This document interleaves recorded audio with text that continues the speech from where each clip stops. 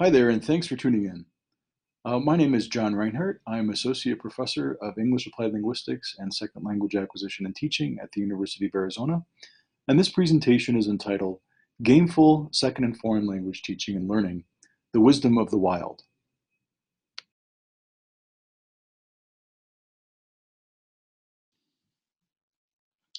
So here's the abstract of the talk.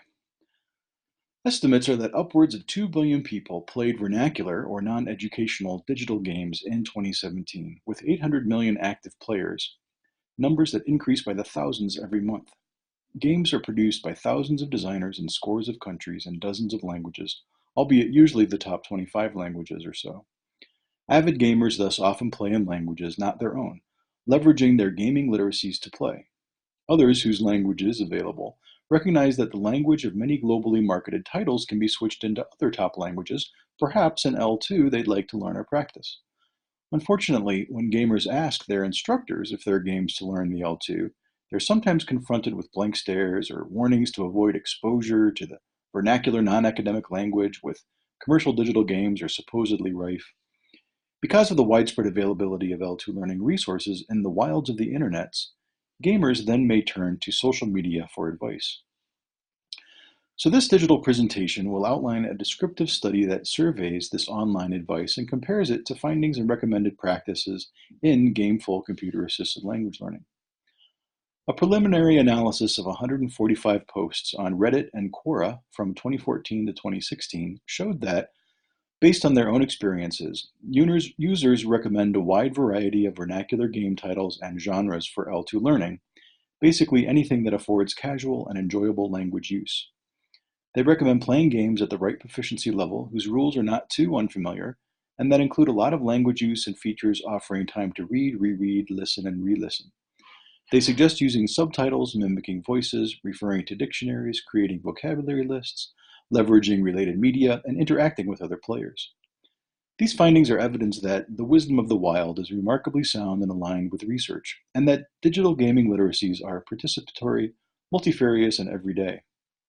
Broader implications are that, in contrast to many formal L2 pedagogical practices, extramural, informal L2 learning practices are self-directed, non-standardized, and heterogeneous, even as they may be intentional and effective.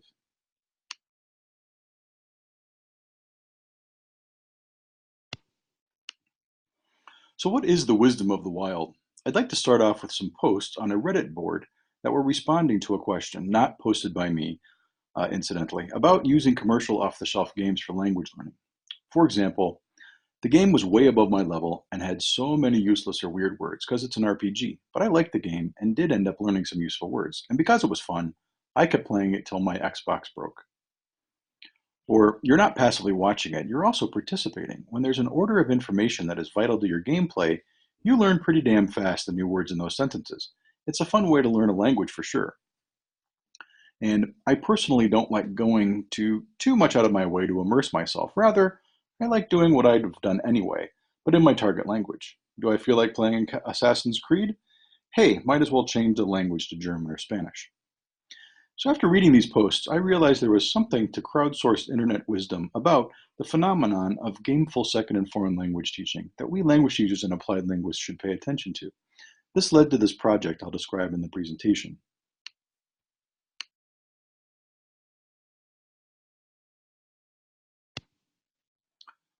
So first, a bit of background. Digital gaming, which includes video, PC, and mobile-based computer gaming, both educational and non-educational, are what I term vernacular games, and that henceforth I'll just call gaming, is a huge and growing literacy practice around the world. Some estimates are that there are 800 million people worldwide actively playing digital games, meaning at least once a week. The games they play are designed and developed all over the world and are usually translated into the languages of the largest game markets: English, Chinese, Japanese, German, Korean, French, Spanish, Italian, Portuguese, and Russian. They're developed in these languages, not others, because digital game development is a commercial industry and must make profits in order to be commercially successful. This means that millions of people play digital games in a foreign language because they're not available in their first language, because they love games so much they don't care what language they're in. In other words, millions are exposed to an L2 without necessarily wanting to be. At the same time, however, many recognize this as a silver lining, and others realize their love of games might help them learn another language. In other words, hundreds of thousands, or optimistically even more, play digital games in an L2 because they recognize them as L2 learning resources. Why not learn another language while playing something you enjoy playing?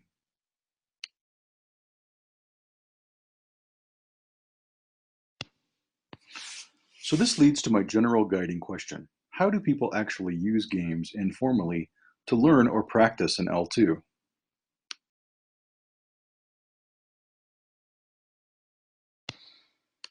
In seeking to answer these questions, I first need to set out my theoretical framing. The practice I examine here, that of internet-based advice giving on language learning and gaming, is a socio-literacy media practice. To apprehend this requires recognizing that games are more than just solo players playing single-player games at home alone on consoles, but that they're part of broad ecologies of socio-literacy practices. Much gaming today entails participation in game external discourses and attendant practices, for example, referencing walkthrough videos, posting on social media, contributing to wikis, watching Twitch streams, modding, authoring, etc. This is coherent with the idea that games are more than just engaging collections of narrativized rules and player-driven goals, that they are media. Because of broadband and Web 2.0, all the text and practices around a game are not only made by game designers and developers and delivered transmission style to gamers, but all the texts and literacy practices of gaming ecologies are produced and used, or produced, remixed, shared by players with each other. In other words, gamers have producusage stakes in the games they play, and therefore have a certain kind of ownership of them.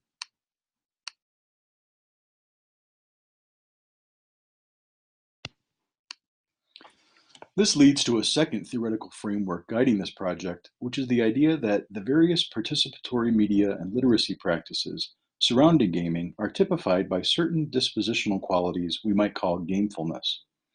The term refers to an attitude, usually under the surface, towards a game-related activity or domain, including gameplay itself, of course, that becomes habituated and unexamined because it is everyday. In short, language learners these days have attitudes, beliefs, and feelings about gaming, what it is and what it is good for, that previous generations did not.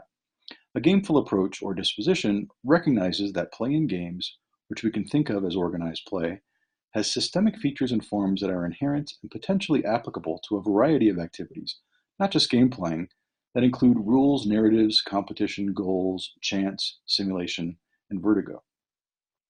We can also recognize learnfulness as a disposition towards learning that develops through habituated experiences towards learning. A learnful disposition recognizes that learning has systemic features and forms that are inherently and potentially applicable to a variety of activities, not just formal learning. We can approach any everyday or remarkable activity gamefully or learnfully. We can take a learnful approach to playing a game in another language, perhaps one we like to learn. At the same time, we can take a gameful approach to learning another language in the classroom. I discuss these concepts in my forthcoming book, Gameful L2TL, Theory, Research, and Practice, to be published by Palgrave Macmillan in early 2019 and listed in the references.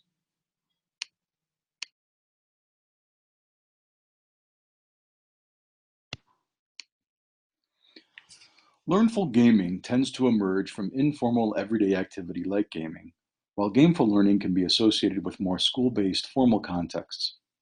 So learnful gaming and gameful learning are sort of two sides of the same coin, and in practice, the two ideally merge so that a learner-player does not distinguish between learning and playing. Gamefulness is an approach to learning of any sort, formal or informal, and it can be done intentionally or incidentally. Formal contexts are usually classroom-based, and goals are usually set by instruction and assessment, not by the learner. Informal contexts are usually outside of a classroom, and goals may be set intentionally by the learner, or learning may occur incidentally in unplanned ways. Intentional learning is usually associated with explicit learning resources, while incidental learning may occur implicitly through exposure, without the learner necessarily realizing it. Formal and informal, which refer to the context of learning, is not on the same axis as incidental implicit and intentional explicit. So a formal incidental activity might be learning vocabulary while completing an assigned reading about gaming cultures, while a formal intentional activity might be completing a vocab quiz designed into an educational game. On the informal side, an incidental informal activity might be acquiring pragmatic knowledge of a word through repetitive exposure in L2 gameplay in the wild, while a more intentional informal activity might be looking up a word while playing and writing it down. Although the more structured and detailed the list is, the more formal the activity would be.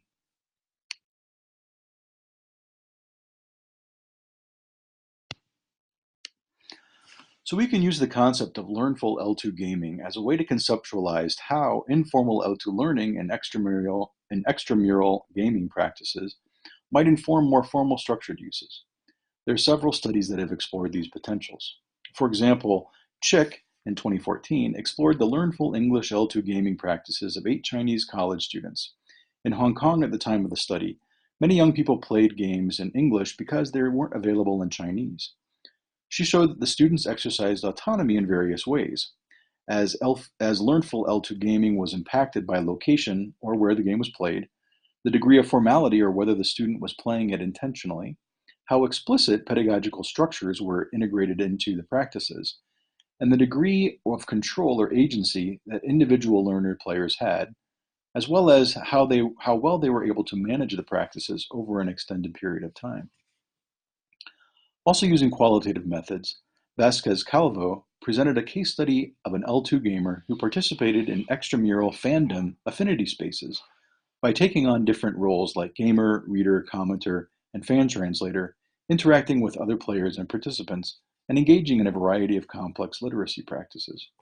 Through these interactions, the gamer improved his translation skills considerably. Finally, in a 2012 article and several subsequent other works, Sylvan and Sundquist have shown a clear positive correlation between extramural L2 gaming among Swedish adolescents, performance in L2 courses, and general L2 proficiency levels.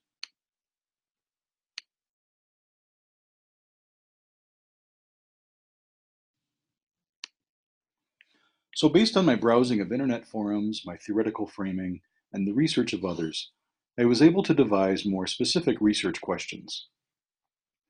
First, what advice do gamers give each other regarding intentional, learnful L2 gaming practices? And how does this advice compare with research on games and L2 learning in general?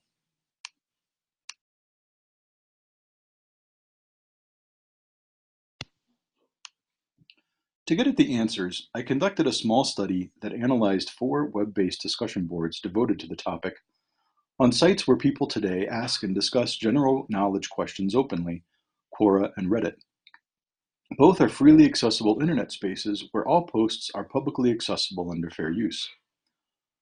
Quora is described as, quote, a question and answer site where questions are asked, answered, edited, and organized by its community of users. And Reddit is, quote, an American social news aggregation, web content rating, and discussion website. Reddit's registered community members can submit content such as text posts or direct links. Now, since Quora tends towards experts providing answers, and Reddit is more like conversation among peers, I thought data from both might be worth including, to provide a balance of more formal suggestions from people who felt they were experts, and more casual suggestions from equals. I must say, the Reddit users were also a self-selected group of language learning enthusiasts, as they were obviously purposely frequenting this subforum called language learning. So I searched the 2 sites with the search term query, how can I learn a foreign language using video games? And immediately found pages on each site where similar questions had been asked and answered. Because the study would be qualitative and descriptive, I wanted a manageable number of suggestions, so around 100, but I also wanted enough suggestors, at least 40, to get a broad representation of opinion. So my corpus ended up comprising a total of 4 pages.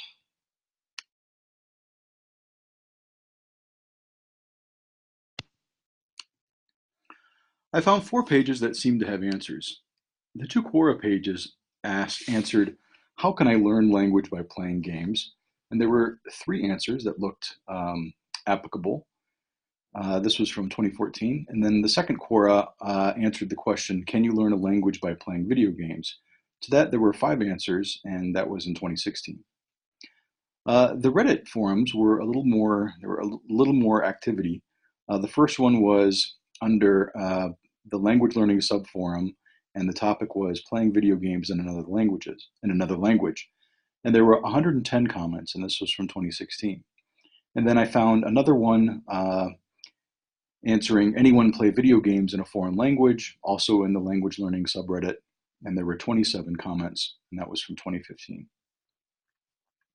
So altogether, there were suggesters and suggestions. I found a total of 45 suggesters and 97 suggestions, and here's the data on the average, the max and the means, max and the median for each of the different fora. So analysis procedures were as follows. First, each mention of a game on the boards was noted, as was the language the user said they used to the game to practice. Game titles were later categorized according to genre by looking them up online. Then, I read each post, analyzed it, and interpreted it for a suggestion that answered the original question. So, for example, the post, "When I learned English by myself, it wasn't my first foreign language. I already learned German in primary school for several years and spoke it well, so I had some experience with learning languages." This particular post was interpreted as the suggestion, "Language learning experience helps." Each suggestion was then entered into a spreadsheet with a pseudonym form of the suggestor's name and its order in the discussion. Then I noted that if a single post contained more than one suggestion, I entered each separately. I then calculated the total number of suggesters, suggestions, and average number of suggestions. I should also note that in Reddit, some comments didn't contain any suggestions, some usually because they were conversational reactions to other comments.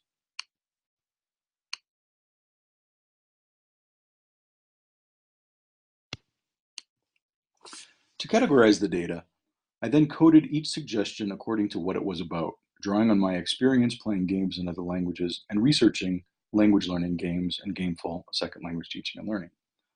For example, the suggestion regarding the benefits of having language learning experience was coded as proficiency. I then sorted the data and examined outliers and orphans and attempted to reclassify them and rename categories so that no category would have fewer than 4 entries. So the categories I came up with were why game, which was reasons supporting game-mediated second language learning in general. There were 12 of those. Approach, and these were sort of general advice on how to approach the practice. I found 9. Proficiency, people talking about language proficiency requisites to the practice, 6 of those. Game experience, these were requisites that involved gaming experience. I found 5 of those. Preparation, so practical advice on how to prepare before you started. There were 13 of those. I found mention of game genres that were supportive of second language and learning. I found 7 of those. And then I found genres supportive, mentions of genres supportive of second language learning due to the features that they had, and I wanted to pull those out in particular.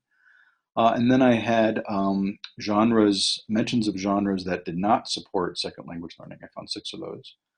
And then mentions of features, so designs and mechanics in particular that supported second language learning.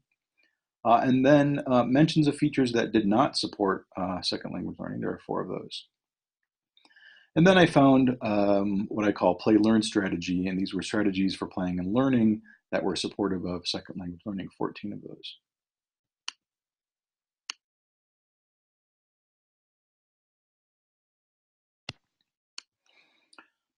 So I then use grounded techniques to group general suggestions into a coherent list of 9 general pieces of advice. The results are first that users advocate a wide variety of vernacular game titles and genres for L2 learning, as long as they make the learner player use language in a casual and enjoyable way. Users advise playing a game at the right proficiency level, whose rules are not too unfamiliar, and that also include a lot of language use and features that provide time to read, reread, listen, and re-listen. They suggest using subtitles, mimicking voices, using dictionaries, making vocabulary lists, related media, interacting with other players, and finally being sure to have the right console, region code, and server connection. So hardware and technical constraints.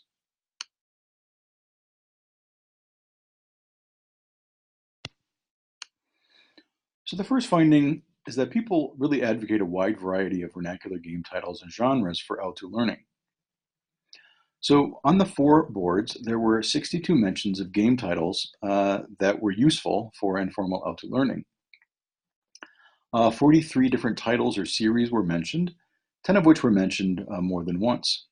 Languages mentioned were Brazilian Portuguese, English, Esperanto, French, German, Italian, Spanish, Korean, Polish, Russian, and Spanish. What's interesting about these results is that they do not necessarily correspond with research on which learning affordances correspond with which game mechanics or genres. So, for example, the well-researched title World of Warcraft is mentioned only once, and its genre Morpeg was mentioned only 8 times. In other words, players were finding many other affordances for gameful L2 learning in vernacular games.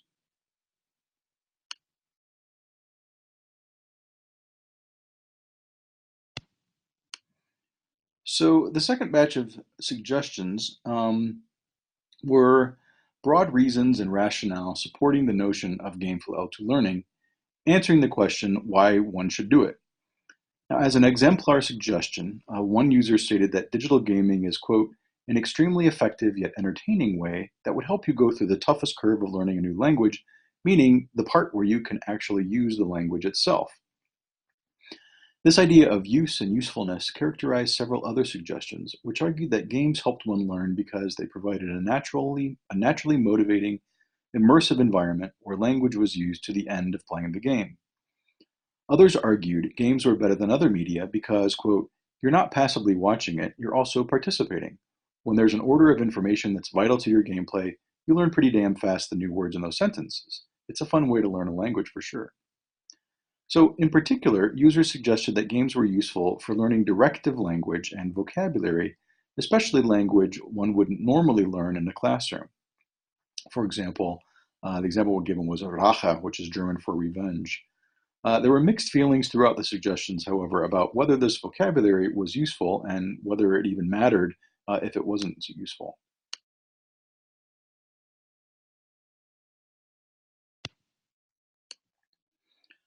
The next batch were general suggestions for how to approach the activity of learnful L2 gaming, which was basically in a casual and enjoyable way.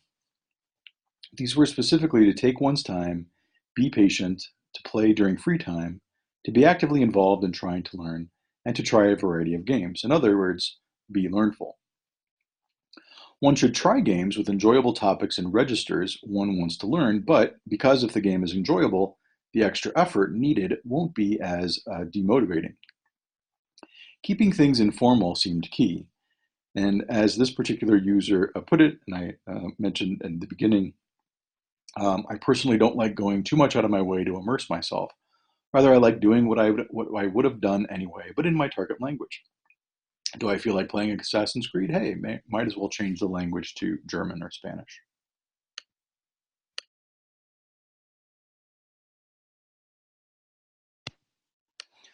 The next general suggestion was to play games whose rules are not too unfamiliar. So gaming experience was mentioned in terms of requisites for learnful L2 gaming. Several users also suggested that one should consider playing games that are well known and familiar. For one particular user, they said this was nice because I know the game by heart in English, so I don't have to stop to look for translations of words I don't recognize.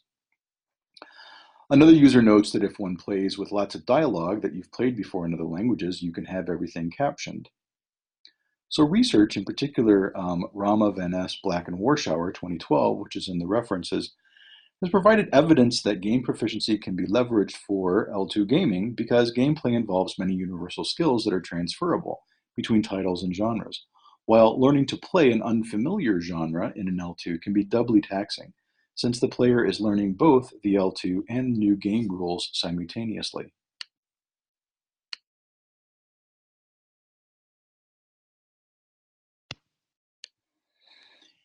In addition to gaming experience, a half dozen suggestions were focused on the importance of playing the great game for the appropriate language proficiency level.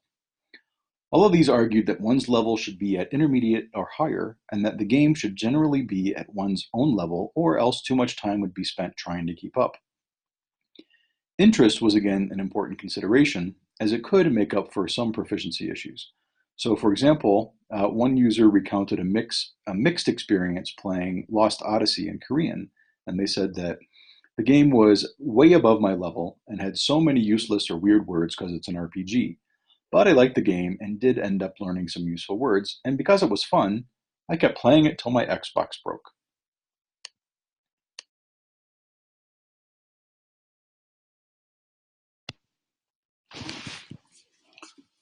So there were several suggestions that focused on which game genres to choose. Users recommended strategy, role-playing or RPGs, simulation and adventure genres, as well as interactive stories and visual novels. Usually those are considered adventure subgenres. Simulation was considered good because of vocabulary, with the Sims series mentioned specifically, an observation that research also supports. Purushotma, Miller and Hagelheimer and Renali, these are all in the references. Adventure games were recommended for their many dialogues as well as text-based adventures. Turn-based strategy mechanics were noted as useful because turns afford players sufficient time to read and comprehend. One user noted, I've heard that hidden object games are good for building vocabulary, but their gameplay is quite boring, hardly any more exciting than flashcards. So again, it sort of depends on your opinion and your interests. Now, genres the users suggested to avoid were social mobile games because they did not provide enough linguistic input, and first-person shooters because they didn't provide enough time to process. Opinions were split regarding RPGs. Some praise them because they don't allow dialogue skipping, and they allow repeating conversations with non-player characters. However, others criticize the fact that RPGs may close off dialogue trees if the player simply clicks through and makes illogical choices. Two argued that action-adventure morpegs like RuneScape and Skyrim were useful because the vocabulary was practical. Others noted that some RPGs have many weird, obscure, outdated, and useless words with which learners might struggle.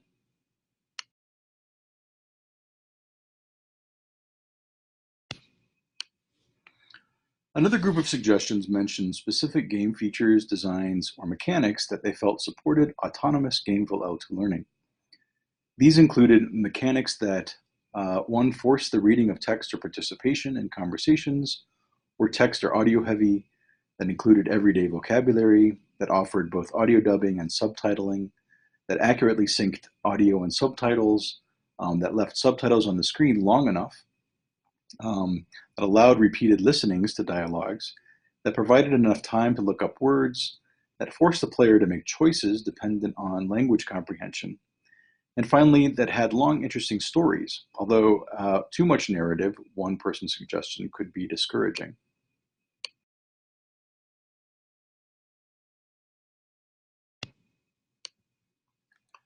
The final group of posts offered suggestions for intentional learning while playing.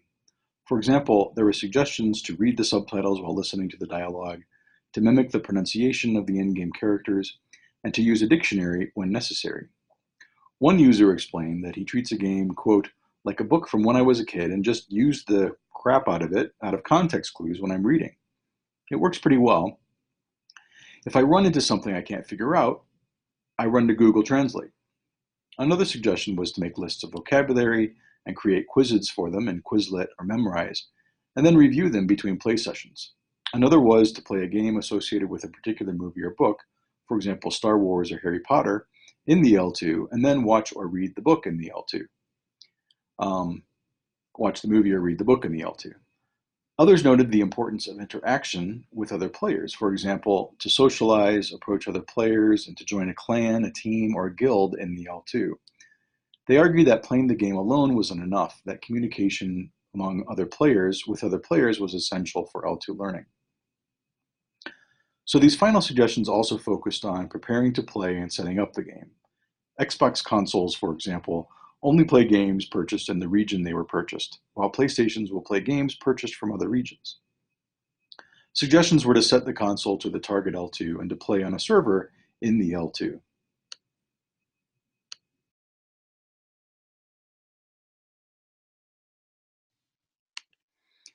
The advice of Reddit and Quora users about which games to use and how to use them for informal L2 learning is remarkably sound, and it aligns well with what is known about SLA and what research has identified as the L2 learning affordances of games. The analysis of genres shows a wide variety of titles relatively evenly distributed among genres, although RPGs were the most popular at 41%.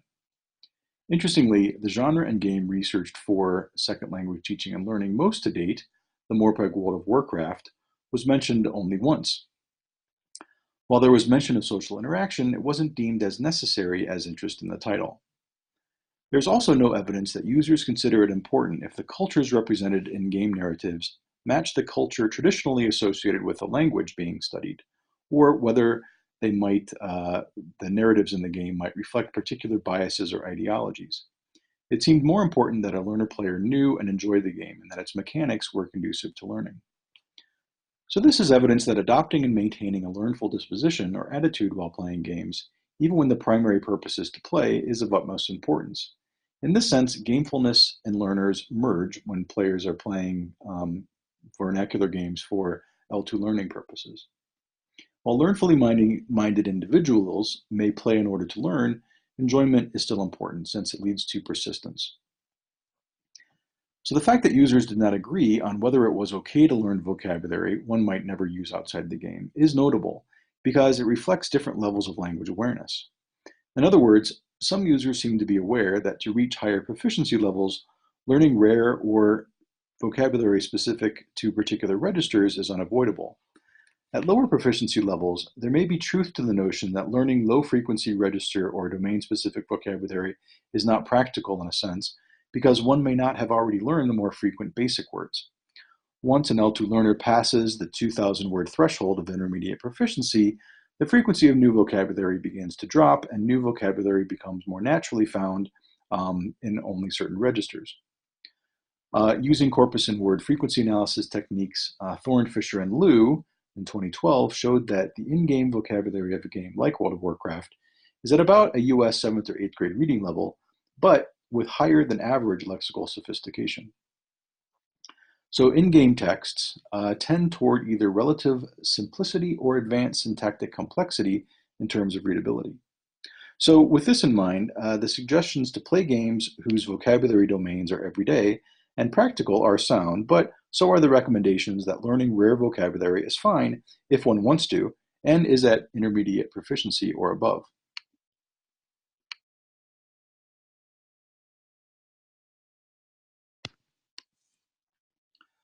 So the wisdom of the wild has quite a bit to offer researchers of gameful second language teaching and learning with regards to possible hypotheses or areas for inquiry, and to teachers regarding how they might support formal or informal gameful L2 learning.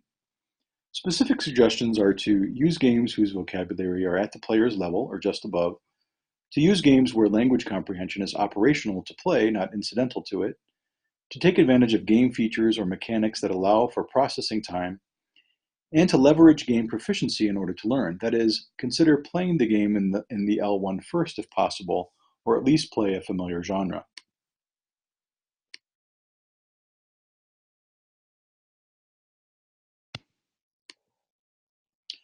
General implications are that digital games can be used as second language learning resources, but that attention should be paid to player disposition as well as how the design mechanics and features of different titles and genres relate to or afford L2 learning.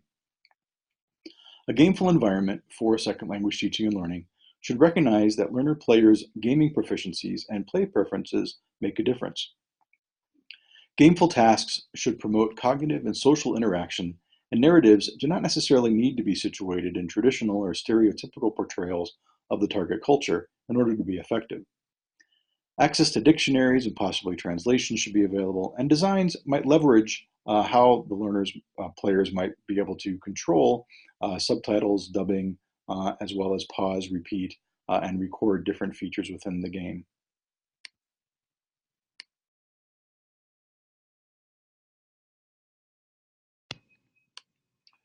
So thank you very much for your time, and please feel free to email me with any questions or comments you might have, or post them in the discussion board below to share them with others.